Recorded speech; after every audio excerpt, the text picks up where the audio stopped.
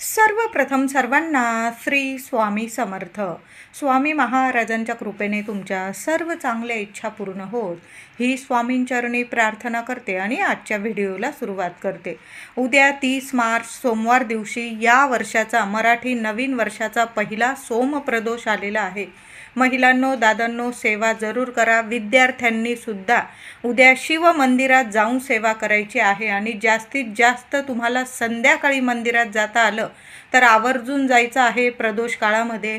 आता नाही जमलं सकाळीही तुम्ही सेवा केली चालेल, पण उद्या लवकर उठायचं आहे आणि आंघोळीच्या पाण्यात थोडंसं खडं मीठ टाकून आंघोळ करा. किंवा तुमच्याकडं जर तुरटी असेल ना, थोडासा बारीकसा तुरटीचा खडा टाकून आंघोळ करायचा आहे. तुमचा चंद्र, कुंडलीतील चंद्र जरूर मजबूत होईल आणि कुंडलीतील जर चंद्र मजबूत असेल ना तर आर्थिक समस्यासुद्धा आपल्या दूर होतात. घरात लक्ष्मी नांदायला लागते, तुमच्या आयुष्यात लक्ष्मीची कृपा राहील. म्हणून उद्या तुरटी किंवा थोडंसं खडं मीठ, गंगाजल असेल गंगाजलसुद्धा टाका थोडंसं चमचाभर आणि या पाण्याने आंघोळ करा. लहान लेकरांपासून मोठ्या व्यक्तींपर्यंत हा उपाय तुम्ही करू शकता. घरात, देवघरात शिवपिंडी असते, सर्वांच्याच घरात असते असं नाही. तुम्ही मंदिरातसुद्धा सेवा करू शकतात आणि घरात, देवघरात जर शिवपिंडी असेल तर सकाळीसुद्धा अभिषेक करा आणि तुम्हाला जर संध्याकाळी जरी अभिषेक करायचा असेल ना, तुम्ही तसंही करू शकता. किंवा तुम्ही सकाळी अभिषेक केलेला आहे, संध्याकाळी बेल फूल पुन्हा वाहून तुम्ही पूजा सेवा करू शकता. तर सकाळी देवांना, महादेवांच्या शिवपिंडीवर पाण्याने स्वच्छ, गाईचं दूध येत असेल, पुडीचं जरी असेल चालेल, तापवण्याच्या आधी थोडंसं काढून घ्यायचं आहे आणि दुधाने पुन्हा स्वच्छ पाण्याने असा अभिषेक करायचा आहे. तुम्हाला जर महादेवांच्या शिवपिंडीवर रुद्र अभिषेक करायचा असेल तर तुम्ही स्वतःही करू शकता किंवा तुम्ही ब्राह्मणांकडून उद्या करून घ्यायचा असेल तुम्हाला तोही करू शकता. बघा, सोमप्रदोष, जेव्हा सोमवारी प्रदोष येतो ना त्या सोमप्रदोष म्हणतात. मंगळवारी प्रदोष काळ येतो तेव्हा भौमप्रदोष. शनिवारी येतो शनिप्रदोष. खूप प्रभावी सेवा असते. प्रदोष काळात केलेली सेवा महादेवांची कधीच खाली जात नाही. 100% आपल्याला सेवेचं फळ मिळतच असतं. आता फळ मिळेल या हेतूने चुकूनसुद्धा सेवा करायची नाही. आपल्याला अगदी निस्वार्थपणे शिवशंकरांची मंदिरात आणि घरात, देवघरात सुद्धा सेवा करायची आहे. उद्या देवघरातील शिवपिंडीवर अभिषेक करताना सुद्धा ओम नमः शिवाय, ओम नमः शिवाय या मंत्राचा जप करायचा आहे. शिवपिंडी स्वच्छ पुसून घ्यायची. देवघरात तांदळाची रास करा. आता देवांना तांदूळ अर्पण करताना किंवा जवस अर्पण करताना, तीळ अर्पण करताना, लवंग किंवा काळी मिरी वगैरे अर्पण करताना, बेल फूल अर्पण करताना, कुठलीही वस्तू देवांच्या सेवेसाठी वापरताना अखंडच वापरायची आहे. महादेवांची सेवा करताना अखंड वस्तू घ्यायची आहे. खंडित झालेला तांदूळ असेल किंवा बेल असेल, फूल असेल, काळी मिरी किंवा जवस वगैरे अशा वस्तू नीट आधी बघून घ्यायच्या आणि मगच देवांना अर्पण करायचे आहे. तर तांदळाची लहानशी रास करा आणि त्यावर देवांची मूर्ती स्थापित करायची आहे, म्हणजे शिवपिंडी स्थापित करायची आहे. उत्तरेकडं जलाधारीचं मुख आलं पाहिजे अशा पद्धतीने देवघरात शिवपिंडी स्थापित करायची आहे. तुम्हाला जर रुद्र अभिषेक करायचा असेल तुम्ही करू शकता. ब्राह्मणाकडून जरी करून घेतला. उद्याचा दिवस खूप छान आहे. सोमप्रदोष आलेला आहे. मराठी नवीन वर्षाची सुरुवात आणि पहिला सोमप्रदोष. सर्वांनी सेवा जरूर करायची आहे. उद्या एक अखंड दिवा आपल्या देवघरात महिलांनो चालूच ठेवा. त्या दिव्यात फक्त एक कापराचा तुकडा टाकून द्यायचा आहे. कर्पूर गौरम, बघा, महादेवांचा मंत्र जपा ओम नमः शिवाय आणि एक कापराचा तुकडा आपल्या मुख्य देवघरातील दिव्यात टाकून द्यायचा आहे. तेल जास्तीचं टाका, वाढवत राहा तेल. उद्या दिवा भिजू देऊ नका. एक कापराचा तुकडा टाकल्याने आपल्या घरातली जी नकारात्मकता असते ना ती निघून जाते आणि त्या कापराच्या तुकड्याच्या वासाने सुद्धा महादेव प्रसन्न होतात. घरात सगळं काही चांगल्याच गोष्टी घडून येतील तुमच्या. म्हणून उद्या अखंड दिव्यात एक कापराचा तुकडा जरूर टाकायचा आहे. बेल फूल अर्पण करायचं आहे महादेवांना. छान असं बेलाचं पान अर्पण करा. जेवढे बेलपत्र असतील ना तेवढे बेलपान अर्पण करा. एका पानाला का होईना तिन्ही पानाला चंदनाचं बोट लावा. चंदन लावायचं आहे. महादेवांच्या शिवपिंडीला सुद्धा चंदन भस्म अर्पण करा. महादेवांना छान असा वेगवेगळ्या फळांच्या रसाने तुम्ही अभिषेक करू शकता. दुधाने अभिषेक करू शकता. पंचामृताने अभिषेक करू शकता. साखरेचा सुद्धा अभिषेक करू शकता. ज्या घरात पती पत्नीमध्ये वादविवाद होतात ना, किंवा घरातली मुलं ऐकत नाही, खूप कटकटी होता घरात, पैसा टिकत नाही, अशा व्यक्तींनी काय करायचं आहे, थोडीशी साखर, चमचाभर साखर पाण्यात टाकायची आहे. जे पाणी तुम्ही देवांना अभिषेक करण्यासाठी मंदिरात घेऊन जाणार आहात, हे उपाय करताना मंदिरात केले तर चांगलेच ठरतात. तर हे उपाय करताना मंदिरात जाताना तुम्हाला थोडं पाणी, जेवढं तुम्ही अभिषेकसाठी लोटा भरून घेणार तांब्याचा तांब्या, त्यात थोडीशी साखर मिसळून घ्यायची आहे आणि त्या पाण्याने, गोड पाण्याने महादेवांना अभिषेक करायचा आहे. सर्व काही गोडच घरात घडायला लागतं. म्हणजे पती पत्नीतील वाद मिटतात किंवा घरात कुणी कुणाचं ऐकत नाही, विनाकारण छोट्या मोठ्या गोष्टीवरून कटकटी होत राहतात, प्रेम उरलेलं नाही घरात. अशा सर्व व्यक्तींनी उद्या महादेवांना प्रदोष काळात ही सेवा करा. संध्याकाळी 5:30 ते 6:30 अशा या 2-2.5 तासात सेवा आवर्जून करा. थोडा वेळ झाला, 7-8 वाजले चालेल, पण उद्या मंदिरात जरूर जा आणि थोडीशी साखर टाकून त्या गोड पाण्याने महादेवांना अभिषेक करा. तुम्हाला दुधाने करायचा दुधाने करा, पंचामृताने करा, मधाने करा, पण उद्या महादेवांना जरूर अभिषेक करा. साधं पाणी जरी तुम्ही, स्वच्छ पाणी जरी महादेवांना अर्पण केलं ना, महादेव आहे, भोले भंडारी आहे, एक बेलाचं पान आणि तांब्याभर पाणी इतके प्रसन्न होता की काही मागायला सुद्धा उरत नाही आपल्याला. आपली झोळी भरभरून देतात. उद्या कोणीच खाली हात घरी येणार नाही, एवढं तर मी नक्कीच सांगते. महादेवांची घरात सुद्धा, देवघरात सुद्धा सेवा करा आणि संध्याकाळी प्रदोष काळात जाऊन मंदिरात सुद्धा सेवा करा. ज्यांना संध्याकाळी नाही जमणार त्यांनी सकाळी जरी सेवा केली ना, मंदिरात जाऊन चालेल, पण उद्या मंदिरात सर्वांनी जरूर जायचं आहे. बरोबर जाताना बेल, फूल, चंदन, भस्म, महादेवांना प्रिय असणाऱ्या वस्तू बरोबर घेऊन जायच्या आहे आणि एक दिवा बरोबर घेऊन जायचा आहे. महिलांनो, दादांनो, मातीची पंती जरी घेतली ना चालेल, पण तो तुपाचा दिवा न्यायचा आहे तुम्हाला. गाईच्या तुपाचा दिवा तुम्हाला फुलवात टाकून घ्या.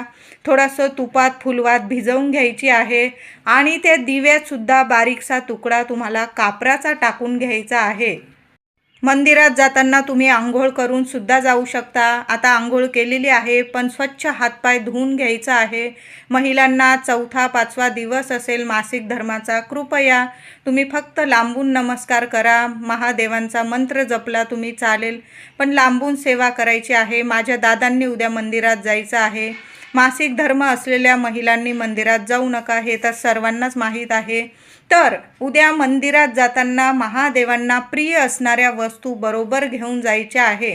तिथं गेल्यानंतर शांत, आपला देव आणि आपण, बाकी तिसरं कुणीच नाही. कुणी कितीही त्रास देऊ द्या, महादेवांचं सर्वांकडं लक्ष आहे. आपलं कर्म फक्त चांगलं ठेवायचं आहे. फळ इथंच मिळणार आहे. चांगल्या पण कर्माचं फळ आपल्याला लगेच मिळणार आहे आणि वाईट कर्माचं सुद्धा फळ आपल्याला मिळणारच आहे. म्हणून आपला देव आणि आपण अशा शुभ तिथींना केलेली सेवा कधीच खाली जात नाही. म्हणून छान असा तिथं अभिषेक करायचा आहे. पाण्याने, दुधाने, पंचामृताने, साखर पाण्याने असा अभिषेक करा. पुन्हा स्वच्छ पाणी अर्पण करायचं आहे महादेवांना. बेल, फूल अर्पण करायचं आहे. चंदन, भस्म अर्पण करायचं आहे. बेलाचं पान अर्पण करताना उजव्या हातात बेलाचं पान घ्यावं. आपल्या मनातील तुम्हाला काय इच्छा आहे, त्या समस्या आहे, महादेवांना बोलून दाखवा आणि तुमची इच्छा बोलून ते बेलपत्र महादेवांना प्रदोष काळात जरूर अर्पण करा. सकाळीही सेवा केली तरीही चालेल आणि महादेवांच्या शिवपिंडीवरील एक तरी बेलपत्र तुम्हाला उद्या घरी घेऊन यायचं आहे आणि ते बेलपत्र तुम्ही तिथंच जरी खाल्लं प्रसाद स्वरूप तरीही चालेल आणि जलाधारीच्या इथून थोडंसं महादेवांना अभिषेक केलेलं चमचाभर का होईना तीर्थ घरी घेऊन यायचं आहे आणि सर्वांनी मिळून थेंब का होईना ते जलाधारीच्या इथलं तीर्थ जरूर प्यायचं आहे. कितीही त्रासात असाल, संकटात असाल, जीवनात नकोसं झालेलं आहे, कुणी विनाकारण त्रास देत असेल, घरात लक्ष्मी टिकत नाही, जगातलं कितीही मोठं संकट असू द्या, तुम्ही खाली हात घरी येणार नाही. महादेवांना प्रार्थना करून महादेवांच्या शिवपिंडीवरील वाहिलेलं एक बेलपत्र, कुणी वाहिलेलं आहे बघत बसू नाही नका की आपणच वाहिलं आणि तेच आपल्या हातात आलं पाहिजे, असं नाही.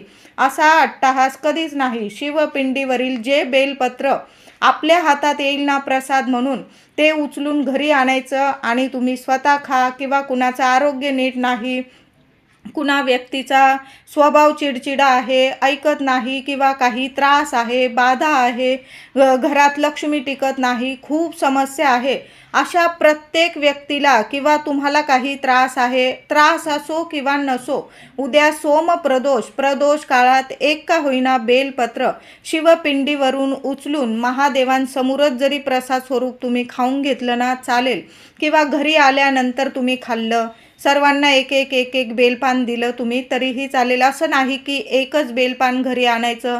तुमच्या घरात जेवढे व्यक्ती असतील आणि तुम्हाला सर्वांना प्रसाद द्यायचा आहे तर तुम्ही 4 पानं आणा, 5 पानं आणा, जास्त आणा, पण शिवपिंडीवरून आधी आपण सुद्धा बेल अर्पण करायचं आहे महादेवांना.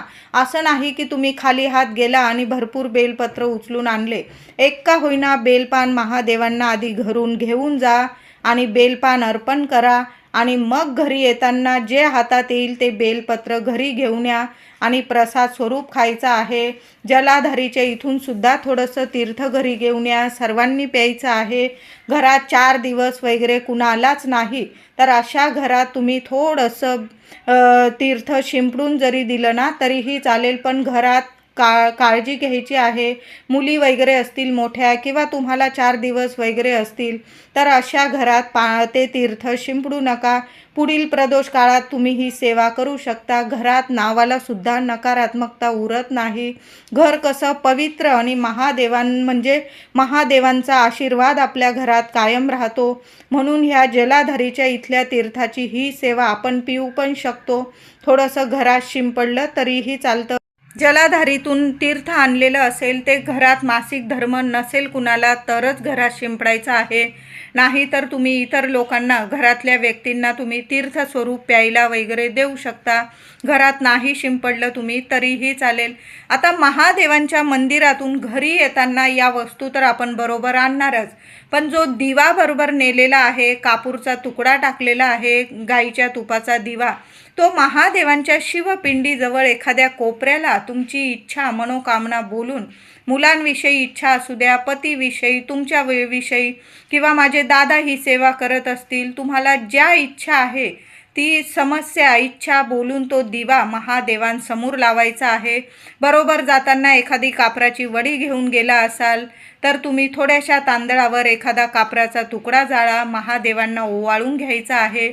शांतता आहे. मंदिरात तुम्हाला आरती करू देत असतील उद्या तर आवर्जून सर्वांनी मिळून एक का होईना 2, एक गणपती बाप्पांची आणि एक महादेवांची, अशा 2 आरत्या करायला मिळाल्या, देवी आईची करता आली, अशा 2-4 आरत्या जरी केल्या ना तुम्ही महादेवांच्या मंदिरात तरीही चालेल. बघा, कापूर आरतीने महादेव खूप प्रसन्न होतात. म्हणून उद्या मंदिरात जाताना थोडा कापूर पण घेऊन जा. आता नाही मंदिरात उद्या गर्दी पण असेल थोडी का होईना, तुम्ही घरी येऊन जरी गणपती बाप्पांची आरती करा, महादेवांची करा, दुर्गट भारी आपल्या माय माऊलीची आरती करा, स्वामींची आरती करा. तुम्हाला जेवढ्या आरत्या घ्यायच्या ना तेवढ्या तुम्ही घरी पण घेऊ शकता. पण उद्या कापूर आरती सर्वांनी जरूर करायची आहे. आणि संध्याकाळी आपली ही सेवा करून घ्या महिलांनो. मंदिरात वगैरे जाऊन आल्यानंतर एक दिवा मंदिरात तर आवर्जून लावायचा आहे. घराजवळ बेलाचं झाड असेल तिथं सुद्धा एक दिवा लावून द्या महिलांनो. बेलाच्या झाडाला स्पर्श करता आला तुम्हाला तर आवर्जून स्पर्श करा. एक दिवा लावून द्यायचा आहे. एखादा गुळाचा खडा तुम्हाला बेलाच्या झाडाखाली ठेवता आला तर आवर्जून ठेवायचा आहे. महादेवांची भरभरून कृपा होणार आहे. बघा, जिथं बेलाची सेवा होते ना तिथंच महादेवांची सेवा होत असते. म्हणून उद्या मंदिरात जाऊन सेवा करा. बेलाच्या झाडाची सेवा करता आली आवर्जून सेवा करा. उद्या संध्याकाळी आपल्या देवघरात सुद्धा कापूर आरती करायची आहे आणि त्या कापरासोबत थोडेसे तांदळावर कापूर जाळायचा आहे. त्यावर तुम्हाला किमान 5 लवंग जाळायचे आहे. शेणाची गौरी असेल तुमच्याकडं छोटीशी तर त्यावर जरी तुम्ही कापूर जाळला, आता शेणी नसेल थोड्याशा तांदळावर तुम्ही कापूर जाळू शकता. सर्व घरात तो कापूर धूप पसरवायचा आहे. नावाला सुद्धा तुमच्या घरात कुठलीच इडा पिडा नजर बाधा उरणार नाही. कुणाची काही वेळा नजर लागली तरीही घरात अडीअडचणी येतात. तर उद्या प्रदोष काळामध्ये महादेवांची सेवा करून घ्या. आरती केल्यानंतर अशा पद्धतीने कापूर धूप जरूर करायचा आहे. चांगला अनुभव तुम्हाला तुमच्या घरात दिसून येईल. उद्या मंदिरात आणि घरात सुद्धा महादेवांना गोड दूध साखरेचा नैवेद्य दाखवा, खडी साखरेचा नैवेद्य दाखवा, गुळाचा नैवेद्य दाखवा किंवा वेगवेगळ्या फळांचा नैवेद्य तुम्ही घरात मंदिरात दाखवू शकता.